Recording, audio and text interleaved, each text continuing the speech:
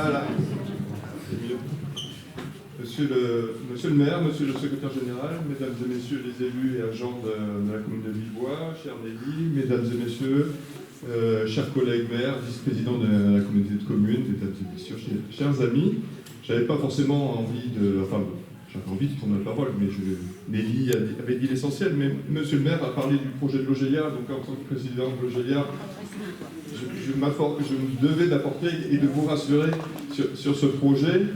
Donc deux projets distincts qu'on a réussi à rassembler pour pouvoir équilibrer. Le premier, c'est celui qui est le plus ancien, celui des Halles. C'est compliqué parce que est en très mauvais état, et vous connaissez le coût de la réhabilitation. Donc un projet qui ne s'équilibrait pas du tout, et ensuite il y a eu l'opportunité de racheter l'ancien bâtiment de la CDC pour en faire, il y a déjà 2 logements de louer, et donc possibilité d'en faire potentiellement 5. Et ce sont ces 2 projets qui, réunis, pouvaient équilibrer l'opération. Donc c'est pour ça que ça a été long, il y a eu un avant-projet, il y a eu un architecte qui a travaillé dessus. Et là, ça y est, le maître d'œuvre, monsieur le maire, est recruté. Donc ça avance, on en a parlé cet après-midi. Première réunion de calage technique va avoir lieu, et je me suis engagé à suivre personnellement le dossier avec la chargée d'opération. Donc je viendrai. Voilà.